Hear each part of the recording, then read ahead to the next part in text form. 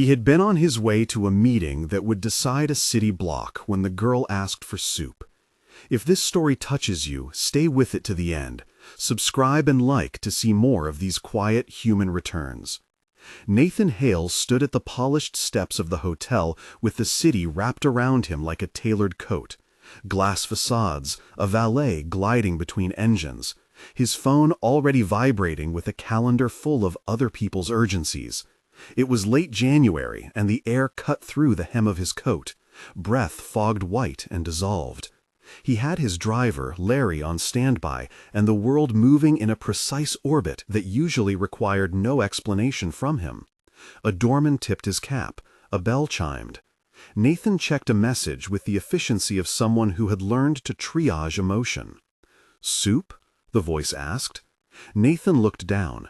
The child who asked was no taller than his handheld briefcase, a ragged hat pulled over hair that would not keep still. She held a paper cup with a crumpled sleeve, the sort of thing handed out from a street cart, cheap and warm, steam ghosting toward her lips. Her cheeks were wind-burned, her eyes busied with a seriousness the city usually reserved for men wearing suits. She looked at him as if she had asked everyone she saw that day and received whatever answer suited them. This time, she looked at him as if perhaps he might be the right person to ask. "Do you have any change?" she added, then corrected, because she had been taught economy with words. Or, "Soup? Can I have soup?" He had never been asked for soup on a hotel step. People had asked for money, for signatures, for referrals, once for a selfie at a gala. Soup, though? Soup belonged in kitchens, to mothers, to winter markets where steam tangled with laughter. The sound rearranged him for a moment. Something like a memory scraped at the inside of his ribs. Across the street, a shuttered window reflected the city in its ordinary geometry. Behind it, he could see the faint echo of his own face. He hadn't meant to look back. He had meant to keep the schedule, the agenda, the meeting that would expense more than a dozen lives. And yet, he found himself stepping closer, as if proximity alone could convert a request into a useful line item in a life he had kept tidy. The girl did not flinch. She pushed the cup forward. There was a stain on its rim, a smear of something tomato red. "It's cold," she said simply. Her voice had the economy of children who had learned to measure wants against the scarcity around them. "We haven't eaten since morning." Nathan's hand went to his pocket, where a card holder lived like a spare heart. He fished a bill, a note, thick and new, and for a second almost put it into the girl's palm. Then he did the thing he always did to make a choice feel less like impulse and more like plan. He asked a question that placed the world in coordinates he understood. "Where is your guardian? Where's your—" "Lily," she said. "I'm Lily. I'm looking after Grace. We live down by the old mill. Can you get us soup? Hot ones?" The name was a thread pulled taut. Grace. He had not expected a name that belonged to his childhood to arrive like that on a hotel step, spoken by a small voice wrapped in stubbornness. Grace. The syllable hit the memory in a way that schedules and memos never could. The heft of an apron, the hum of a stove. Someone who had a way of making grief fold into the ordinary so gently he had thought, as a boy, that was what care always looked like. "I'll get you soup," he heard himself say. He had never promised soup to anyone before. Larry's car waited, idling like a patient animal. Nathan walked beside the girl rather than calling his driver forward. Up close, she smelled of damp wool and the faint tang of onions. She walked with a particular purpose, small, precise steps that made the city feel like something to be crossed rather than inhabited. "What's your name?" he asked, as if he hadn't known already. "Why?" she said, not unkindly, and then with a shrug that belonged to children who practiced their defenses early. "Lily, I'm Lily." He remembered then how certain childhood memories lodged like seeds. A woman with quick hands and a slow laughter, who had once knelt to check a scrape on his knee, who carried a thermos that smelled faintly of bay leaves and lemon. Grace. He could feel the way she'd look at him when he had been small and stubborn. eyes like old coins, steady. Nathan hailed a vendor and bought 2 cups of soup, clear chicken with bits of carrot and dark flecks of pepper, and for a moment felt an unfamiliar satisfaction in the small transaction. He watched steam curl and vanish, and it felt like a private ritual. Lily drank as if it would warm her bones for a year. Each spoonful made an audible small sound like a thrifted joy. "Thanks," she said when the last spoon drove the surface still. "I gotta get back. She gets mad if I'm late." "She gets mad?" he asked, playing with the phrase as if it were a puzzle. "She likes things a certain way," Lily said. "She says we don't beg if we can work, but I'm the one who gets to beg, 'cause I'm small, works better." The comment lodged. Nathan had spent his life making the world look orderly. Investments, obituaries, buildings that stayed the same. He was used to thinking of charity as a line in a ledger or a foundation program. This conversation had none of the sterile packaging. It was immediate, urgent, messy. Lily's hand circled the cup, keeping the paper from blistering her knuckles. There was a drawing stuck into the cup sleeve, a thick, uneven sheet of paper, crayons pressed low. Nathan's eyes fell to it. A house with a yellow door, a dog with a lopsided grin, a sun that wore its rays like hands. Someone had scribbled in the corner, "We like soup." "Can I see where you live?" Nathan asked finally, because the next step felt inevitable. "I'll bring something. Just let me see." Lily squinted up at him. The possibilities seemed to expand and contract in her face like a tide. "You got money," she said. "You look like you got money, but it's okay. Grace doesn't like strangers." "Neither do I," he admitted, "but I'm not a stranger." She looked at him for a long beat, weighing evidence. Then she headed across the street, her boots slipping slightly on a patch of refrozen slush. Nathan kept pace. They left polished pavement and stepped into a seam of the city that had not yet been smoothed for world-class presentation. The alleys smelled of wet cardboard and the honest rot of late winter, a mix of fish and wood smoke, and whoever designed cities to mask such smells had obviously done it with good intention. Here, buildings leaned over the street like tired neighbors. Windows were small and fogged, and laundry hung like pennants on makeshift lines. Lily walked with the kind of familiarity only someone who had charted a neighborhood in footsteps could have. She knew which stoop had a scabbed cushion where an old man napped, which hallway light flickered, which dog would not allow strangers to pass. They arrived at a small cottage pressed between a pawn shop and a shuttered cafe. It could have been the kind of place that once held promise and now held a stubbornness. The porch light was dim but warm. It threw a halation through the damp air. There was a chipped ceramic pot with a blackened rim and a hand-painted sign that read "Grace" in letters that had once been steady. The door had a brass knob with a dull bloom, and the paint on the frame peeled in thin curls. Nathan's chest tightened. He had seen houses like this in his past, places that held a dozen small economies of care and grief. He hadn't expected to find Grace here, because the world had taught him that people like Grace did not inhabit the same coordinates as men like him. But the name on the door was proof in a way lists never had been.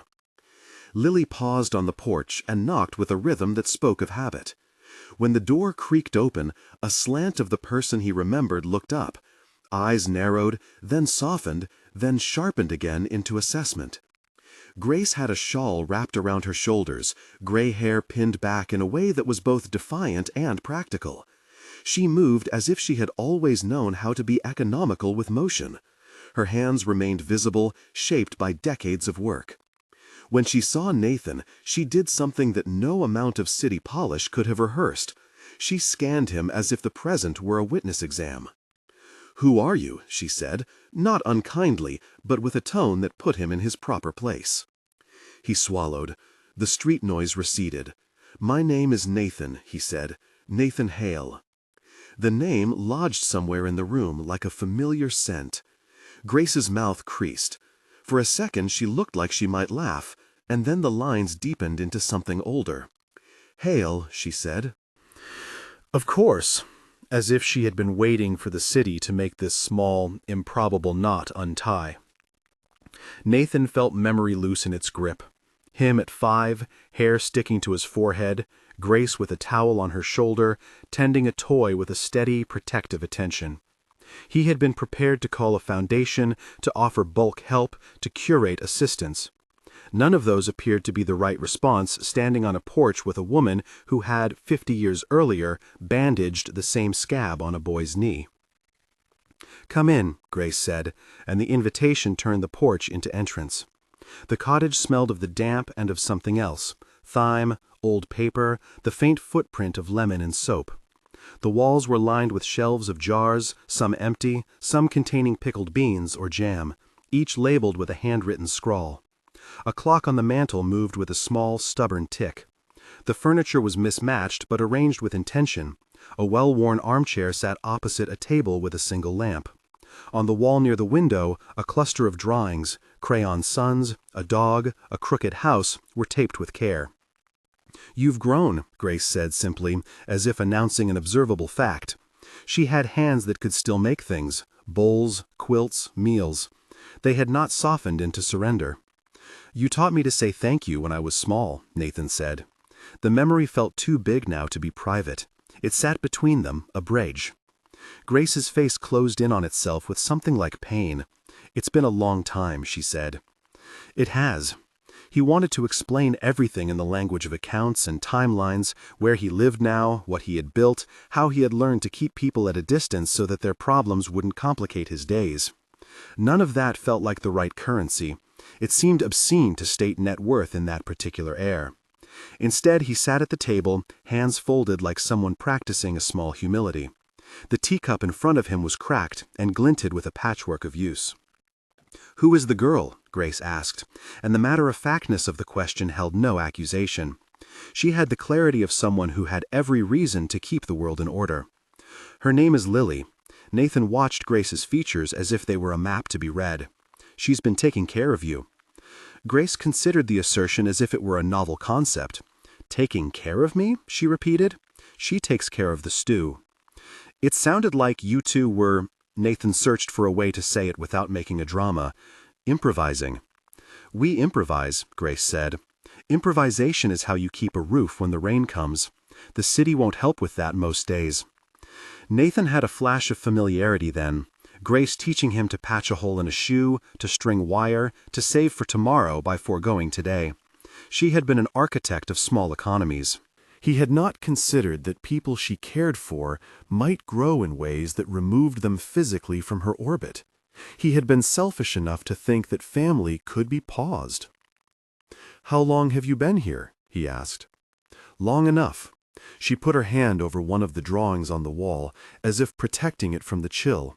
"We've managed." "How many of you live here?" Nathan felt awkward asking. It was none of his business, and every bit his problem now that he had arrived uninvited. "3, Grace said. "Me, Lily, and the dog that thinks it's a lion." She smiled briefly, and the cottage expended a small warmth. "What are your intentions, Mr. Hale? You look like someone who intends things." The question landed like a gauntlet. Nathan's impulse was to produce paperwork, to outline philanthropic programs. Instead, he told the truth in the bluntest way he could. "I intend to find out what you need."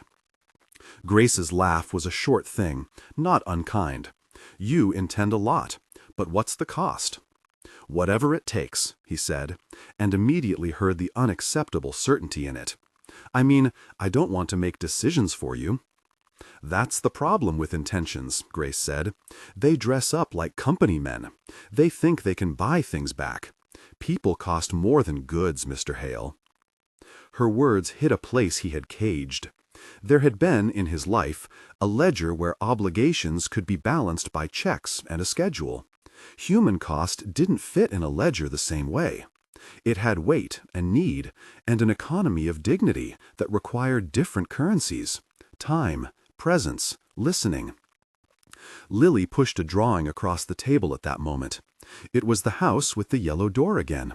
But this time there were more things: a garden, A dog with a collar. A little stick figure Nathan, smaller than the house, but with his hands stretched.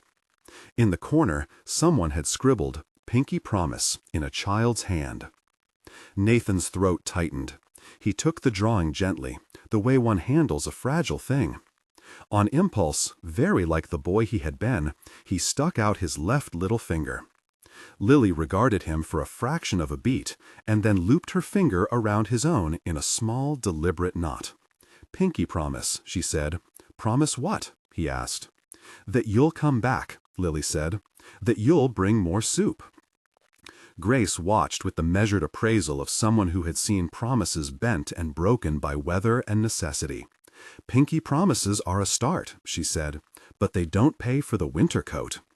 "I know," Nathan said. "They don't. But I can come back today. I can come back this week. I can get you what you need for now." "It isn't only the coat," Grace replied. "It's the fear of being left. It's the answer, 'We will help,' and then no one arriving. It's being shuffled like paperwork." Nathan listened to her, really listened, and something enormous and small unspooled inside him. He had been excellent at avoiding the appearance of need for decades. Each action was small and technical, and yet the accumulation felt like a small revolution. By evening, he returned to the cottage with a bag that smelled of roasted chicken and warm bread, the sort of meal that suggested permanence more than generosity. Lily met him at the door with the same direct look. Grace's eyes softened as she caught the scent of hot herbs. Sitting around the table, their spoons clinking in a rhythm Nathan suddenly recognized as domestic, he listened to them talk about the neighborhood, its old wounds, and new stubborn chestnuts. Grace told a story about a dog that had once stolen an entire pie from a stoop. Lily recited the rules of crosswalks as if they were scripture. Nathan shared nothing of the city boardrooms or contracts. The subject felt frivolous there. Instead, he offered something small, a promise that he'd be back, and a note that he would return not as a man who fixed problems from a distance, but as someone who would stand in the weather with them when needed. When he left, Lily pressed another small drawing into his hand, a sun this time with an extra set of rays, as if the child had tried to add brightness like a margin. He slid it into his pocket, next to the other, and drove away with the faces of the cottage perched behind his eyes like a new mental map. That night he lay awake in his penthouse, the city spread below like a field of precise lights, and he turned over what help meant. He had offices where problems were solved with design and capital. He had foundations that could be pressed into action with a single sign. But he had never before felt responsibility creep into a place that required him to be small and direct, and perhaps, most disorienting of all, vulnerable. The pinky promise he had made to a child nagged at him like a quiet bell. The next morning he visited a small VR lab on the corporate campus, where, as part of an initiative he had funded, children could experience simulated gardens and butterflies. He watched Lily from the back of the room while she hovered in a virtual park, her eyes wide as simulated butterflies landed on her wrist. There was an odd, clean joy to the scene, technology making room for wonder in the hands of someone who had not often had that luxury. But when the headset came off, Lily's first question was about a soup store, and the VR garden slipped away like a stage set. Wonder could be facilitated, he thought, but it didn't pay for medicine or mend a stove. He began to make visits that were not announced with press releases. He learned the rhythm of small economies that sustained the cottage. He organized for a stove to be installed properly. He negotiated with a pharmacy for timely mail delivery. He made arrangements with a local school for Lily to be enrolled when the bureaucratic machinery would allow it. Yet, despite the practical work, the most important change unfurled not from contracts but from presence. He spent afternoons repairing cabinets, sharing coffee that tasted better because someone else had heated it, and listening. Listening became a way of being with them that had no invoice attached. Grace, for her part, accepted help with the same caution as a person accepting a bandage. She would not be rushed into gratitude. She would not be abridged. There were nights when she pushed back gently, declined certain offers, turned away a suggestion that felt like insult. Nathan learned the taste of those refusals, and rather than treat them as friction to be managed, he treated them as data, an invitation to find another way. Lily, as children will, grew in trust through small repetitions. The drawings multiplied, and Nathan began to pin them in his office at the firm's headquarters, a defiant private gallery. The sun with too many rays appeared more than once. The dog with the lopsided grin made unexpected cameos. On a rainy afternoon, Lily offered him a tiny handmade bracelet made from a string of colored yarn. He accepted, and the color rested against the skin of his wrist like a visitor he had awkwardly invited to stay. There was a peculiar alchemy to the arrangement.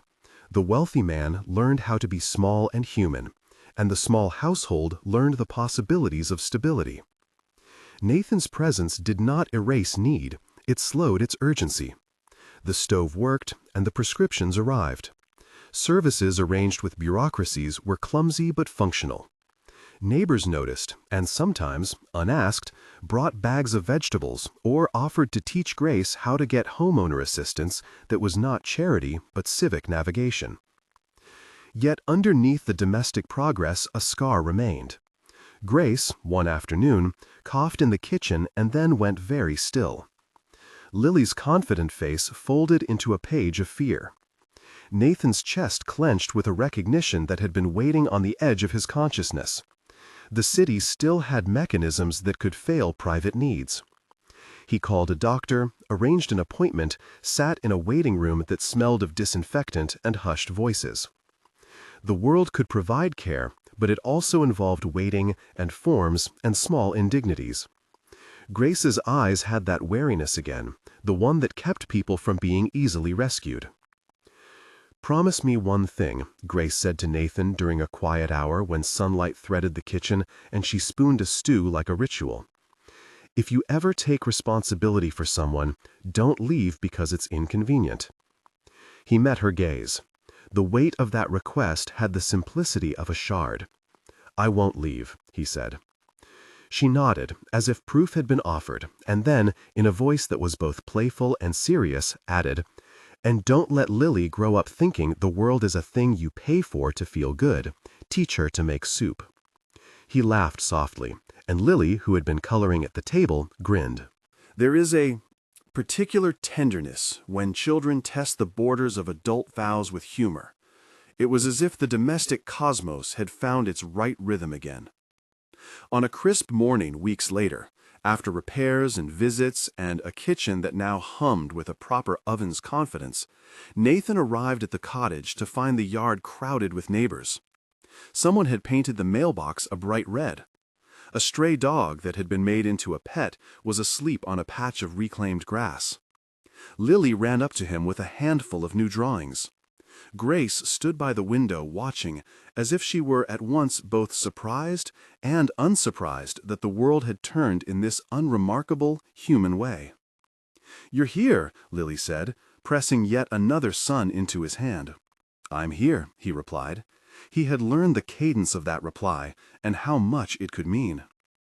As they stood on the porch, the steam from a pot inside the house rose like a small hymn.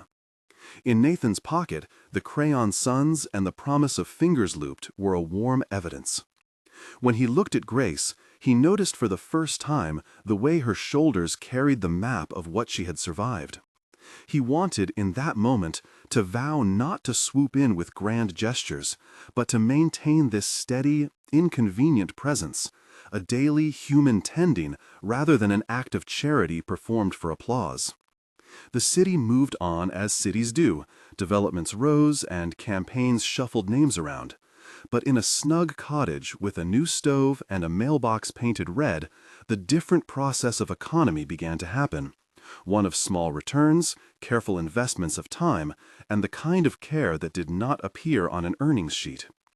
Nathan's life still had meetings and appointments, but his days began to steal a few hours to teach Lily how to hold a ladle, to measure salt without showing impatience, to sit through Grace's stories about the dog that once ate an entire pie. There would come, of course, a moment that would test the fragility of the new system. The city saved its amplest lessons for such tests. But for now, on the porch, with the light caught like a promise between two generations, the Supes stitched them together. The drawings fluttered in a gust like flags. A pinky promise, made with small fingers and new resolve, held them in a common gravity. Nathan folded his hands, feeling the weight of an old name and a new obligation. He had found his long-lost Nanny in a soup line outside a hotel, and what began as a matter of charity had turned into something much harder and more exhilarating, a reckoning with being someone who stayed. When he left that afternoon, the sun lowered in a way that made the windows shine like coins. The city's lights came on, one by one, and the cottage glowed against the evening as if it had always been meant to be there. Nathan slid the latest drawing into his pocket and thought of the long list of tasks awaiting him: the stove inspections, the school paperwork, the prescriptions. But for the first time in years, he allowed himself to imagine a life that might be measured in small domestic acts rather than in buildings and balance sheets. As his car pulled away, a piece of the crayon sun fluttered free from his pocket and fell against the leather seat, bright and oddly defiant. He watched the cottage recede into the block and found that he could not untangle the shape of his day from the shape of a promise he had made to a child with wind-burned cheeks. The city would continue to demand things from him, but there was now a subtle, irrevocable redirection of his energy, anchored not in reputation but in presence. And in the quiet that followed, with his hands still scenting faintly of time, Nathan understood that what had started with a cup of soup would not end with a single gesture. It would be a work of small repetitions, coming when he said he would, listening when it was hard, learning how to be present without turning care into spectacle. The real task would be to keep returning to the cottage when the weather and the obligations made the return costly. He folded the crayon card again and put it into the inside pocket next to his business cards. The paper was slightly damp from where his fingers had traced the sun, and he smiled in a private, incredulous way. He had wealth enough to alter the skyline. He had not yet learned what it was to alter a life. When he closed his eyes that night, a small cadenced memory unspooled: a woman with an apron who had taught a boy how to eat when the world seemed frayed. That woman had kept him from falling into shapes that would have hardened him for life. He had thought his debts were financial. Now he recognized a different debt, a moral architecture that required paying with attention and the dull, inexorable labor of showing up. Outside, the city did what it always did. Lights blinked on, traffic sighed, the distant hum of conversation stitched neighborhoods together.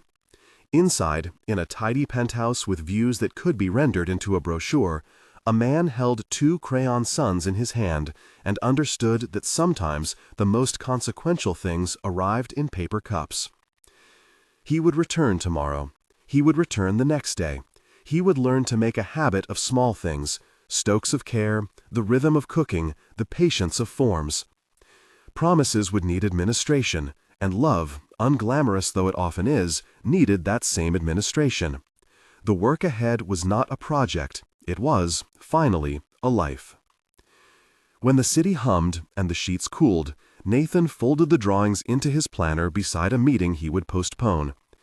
He found, with a small shock, that he preferred the warmth of a cottage with a patched stove to the glow of any screen. The decision felt less heroic and more honest. To be held accountable in the mundane way that human beings are when they belong to one another. On his desk, pinned beneath a paperweight, the pinky promise rested like a talisman. He touched it unconsciously and felt the simple human gravity of it, the pull to come home to something that required him in ways the city had not. He began to understand that responsibility was not a headline but a practice. He had once believed accomplishment would be the test of him. Now he could see that the test involved whether he could keep a promise to a child who asked for soup on a winter day. Outside, somewhere, a vendor boiled another pot, steam curling against a sky that had long ago learned to hold both smoke and light. Inside, Nathan closed his planner and wrote a single line beneath the drawing: return. Tuesday, bring soup, learn to make stew. He underlined the word learn. He did not yet know how to teach Lily to make soup properly. He did not yet know what price the neighbors would ask in quiet terms for the intrusion of a man like him. He did not yet know whether Grace's health would hold or whether the bureaucracy would be as kindly as he had hoped. But the first threads of a different story had been tied. They were not showy, they were not easily summarized. They were, however, utterly necessary. When he switched off the penthouse lights, the city continued to breathe. He slept, imagining ladles and laughter, and in the morning he would find his way back to the porch where a woman in a shawl and a small girl with wind-burnt cheeks would greet him as if they had always known him. The idea steadied him, to be accountable in the ordinary, to make a life by showing up. Steam rose in his memory, steady and true. The promise hung between the worlds he occupied, like a small flag. Dawn came slow and gray, a softening of edges that made the city look as if it had been sketched and not yet finished. Nathan woke with the plan in his head like a rhythm. Go to the market, buy onions and carrots, buy the sort of bread that would sop up broth without disintegrating, learn to make a stew that could be reheated without losing its integrity. He dressed in something unremarkable, a sweater that would not advertise his station, and took the tram he had postponed every week for the convenience of driving. The motion of the city, the faces in the carriage, the small economies of conversation, steadied him with an ordinariness he had not known he needed. At the market, he let his hands decide where his taste had not yet learned taste. He asked the vendor which cut of meat would be best boiled, and felt an odd animal thrill in being advised. Chuck, the man said, and wrapped it in paper with the practiced care of someone who had watched 100 households made out of these transactions. Nathan paid, and for a moment the exchange felt true in a way his transfers of digits had never been. Here, a man had given him an answer. Here, his money bought something that would become warmth. He arrived at the cottage with his grocery bag heavy and a pedestrian humility. Grace was on the porch when he came up the path, shawl tied at the throat, hands folded over a knitting that had stopped mid-row. Lily ran to him before he had time to knock, hair wind-tangled, face already stained with the ghost of a morning's mischief. She hugged his knees with the frank trust of a child who measures constancy by the velocity of a return. "Did you bring the soup?" she asked, as if the universe consisted of two things only, soup and the person who brought it. Nathan laughed, brittle at first, and then more genuine. He told her he had brought stew, which was a lie of hopeful intent. He had only just learned the word in a market stall, and early improvisation would have to count. Inside, the kitchen was a small geography of where: a stove that spoke in persuading clicks, a table that bore the circular shadow of many cups, a teapot with a hairline crack. He set the pot on the stove and discovered that heat answered him slower than the tram or the city's exchange of favors. The rhythm of chopping carrots, of browning meat badly, of tasting and correcting, salt, pepper, patience, reminded him of how long many things took to become good. Grace watched him with a gaze that measured, that remembered, that tested. There was fatigue in her eyes, but also a sterile dignity. She asked about the planner he had left on the table last week, as if reading it could determine whether he would keep his promises. He sat and told her what he had written: return Tuesday, bring soup, learn to make stew. He underlined the word learn for her, as if the underlining made it more binding. "You're here," she said simply. The sentence carried more gratitude than he expected. It was gratitude for a presence that cost him little in the currency he most used, but much in the coin of disrupted schedules and postponed meetings.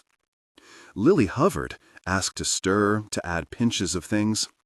Nathan showed her how to hold the wooden spoon, the way the wrist should move, the small economy of stirring that keeps chunks from clumping and flavors from leaving. She laughed when a rogue piece of carrot hopped against the side of the pot. Grace's mouth softened at Lily's glee. For a time, the three of them were inside a small domestic miracle. A pot of food transforming rawness into sustenance, hands learning a new choreography. Neighbors came and went in the way neighbors do, one passing to borrow a jar of sugar, another cupping a plastic cup of tea to share gossip like a communal weather report. Some offered careful thanks, others offered the measured skepticism of people accustomed to transient charity. A woman in her 60s who had watched Nathan from her doorway nodded in approval when the stew smelled sufficiently like something you could trust to come back for. It was small things. Eye contact sustained, a plate left on a stoop, a promise delivered, that would, in time, reframe him in their narratives. Mid-morning, the door opened and a man with a folder stood in the threshold. He introduced himself as from the Council of Services, bureaucracy with a human face. Nathan felt the old city mechanisms begin to click into place, forms to be filled, verifications to be made, a calendar that demanded dates and meant to impose order. Grace answered for him with a voice that had practiced these negotiations and wore no illusions. She welcomed the man with reserve, answered his questions with careful candor, and made clear what help they had and what must remain private. Nathan watched her manage the exchange with an economy of dignity that humbled him. When the man left, folder closed and promises made in clipped institutional terms, Grace sat back and sighed.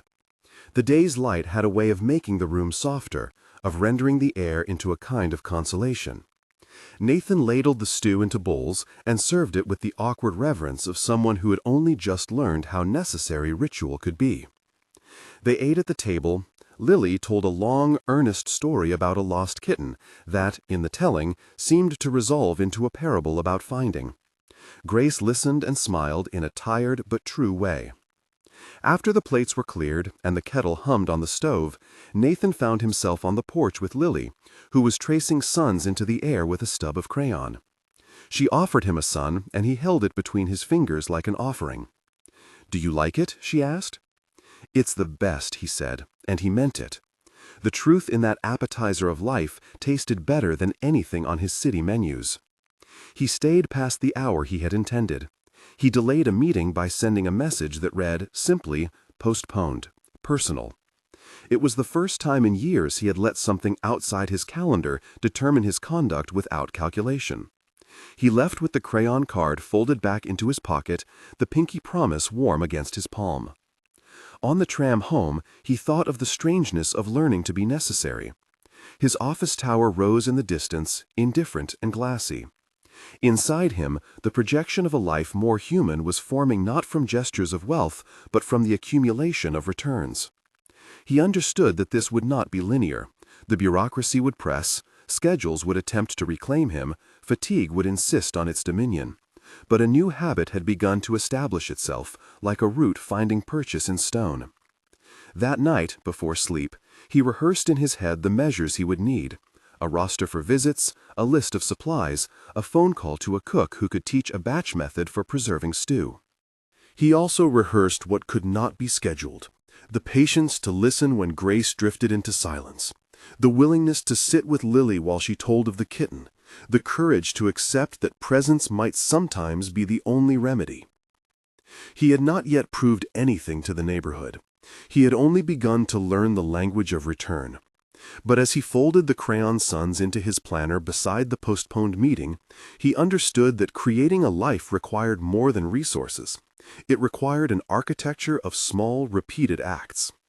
The next Tuesday would come, as would the next, and each would test whether his good intentions had the muscle to keep showing up. Outside, the city held its habitual night. Lights, distant music, a siren stitched briefly into the pattern like a reminder that disorder existed alongside care.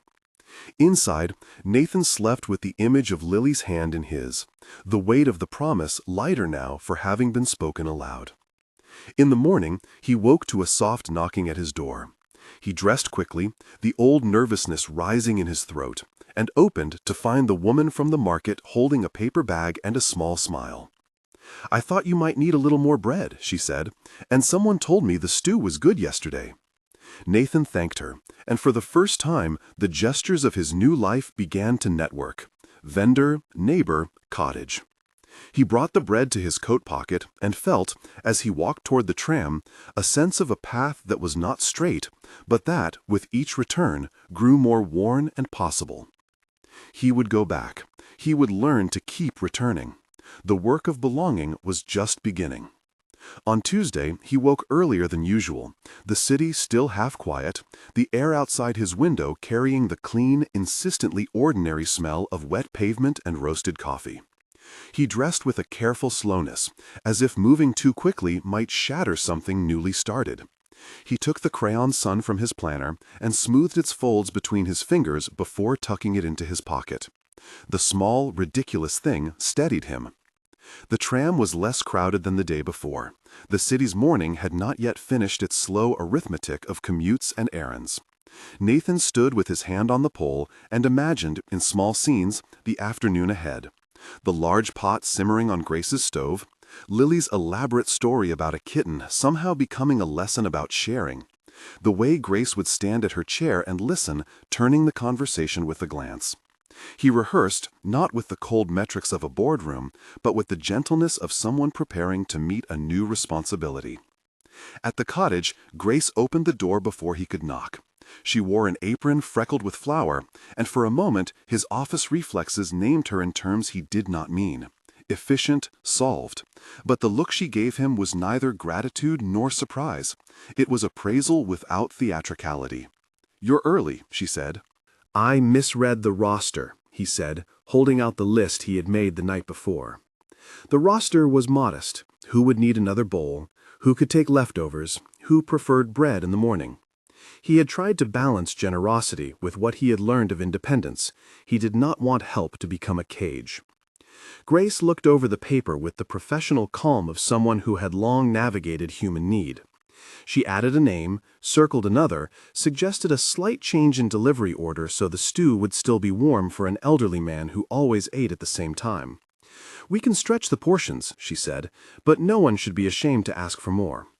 There was no ceremony. Nathan learned quickly that the work of belonging rarely required speeches. It required the logistics of trust, remembering an allergy, bringing a bowl back for washing, not offering judgment when a hand lingered a moment too long over the bread. He ladled stew into a thermos while Lily sat at the table coloring in fixed strokes, her tongue poking out in concentration. She glanced up and waved at him, with a smear of sauce on her chin, and when he smiled, she waved harder. They walked through streets that were beginning to hum. The fishmonger sweeping, a man sweeping the steps of his tiny shop, a woman carrying a child asleep in a sling. The neighborhood received them like water welcomes stone, small ripples, brief accommodations. At Mr. Alvarez's door, an elderly man with a paint-stippled cardigan opened and blinked at the thermos as if it were a small miracle. "Grace," he said, and the name folded into the room like a benediction.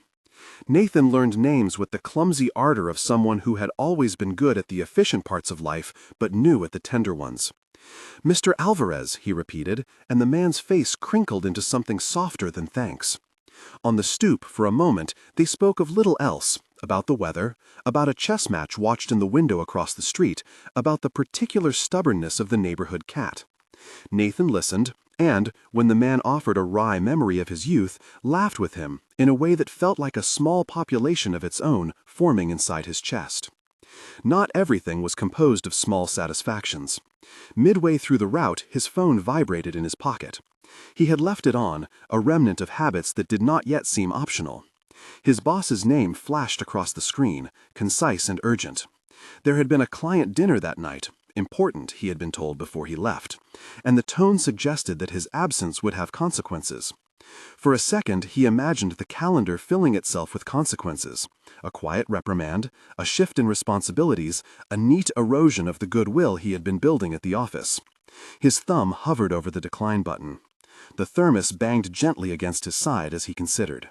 At the next door, a young woman with a toddler leaned on the frame and watched him as if she were waiting for a verdict about something minor and magnificent at once. "Are you well?" she asked. He felt, suddenly, the ridiculousness of balancing two economies, the one measured in deals and forecasts, and the other measured in bowls and whispered confessions. He thought of the crayon sun in his pocket and how it had become a compass for him. He pressed the phone lightly to silence it. "I'll be there," he whispered, not to his boss, not to the office, but to the woman, to the toddler, to the moment. The toddler laughed and clapped, and the woman's shoulders relaxed into something like trust. He delivered the thermos to the small cluster of apartments where the communal kitchen had once been, and found a conversation already forming.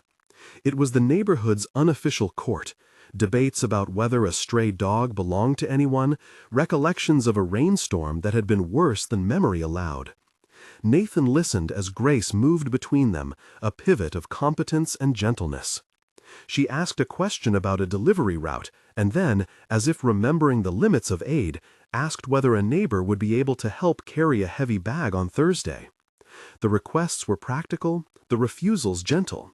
It was, Nathan thought, a form of governance without titles. By the time they returned to the cottage, the stew was nearly gone, and the children in the backyard had turned the morning into a small war of imaginary knights. Lily met them at the door with another drawing, a new sun, slightly purple at the edge. She thrust it at him with the conviction of a gift. "For you," she said gravely. He accepted it as if it were a relic. Grace watched him with a small, private smile. "You kept your promise," she said. "I kept it," he echoed, thinking of a future measured in repeated acts rather than grand gestures. The office would wait, or it would not. There were innings in life he had not yet learned how to read. Today was another inning. When he finally texted his boss, short, honest, medicinal in tone, he felt the office's machinery type a reply, terse understanding, and a request to meet the next morning to cover what he had missed. Consequences, he understood, would accumulate much slower than applause. That thought carried less dread than he had expected. He had been surprised to realize that the thing he most feared losing was not a title, but the capacity to show up where he was needed. Late that evening, when the city's hum thinned, he sat at the cottage table with Grace and Lily and a woman who had brought a crocheted scarf for a child she had never met. They ate a modest supper and talked about nothing and everything. There were stories of small triumphs, a neighbor who had found a job with better hours, a child who had learned to tie his shoes, a woman who had finally confessed to herself that she was tired and needed help. Nathan spoke less than he had intended to, but when he did speak, his words landed with the weight he had always used in negotiations. They were simpler now, less about proving competence, more about asking for permission to be imperfect. After he washed the last bowl and hung the towel to dry, Grace slipped a paper into his hand. It was a list of errands she could not do the following week, the kind of inventory that maps a community's real needs. "This is for you to look at," she said, "if you want." He read the list and felt, in the space between lines, the recognition of being asked to help without being asked to fix everything. "I want," he said. He left later than he had planned. The city had moved into its night-colored garments, neon reflections in puddles, a distant group laughing near a corner store.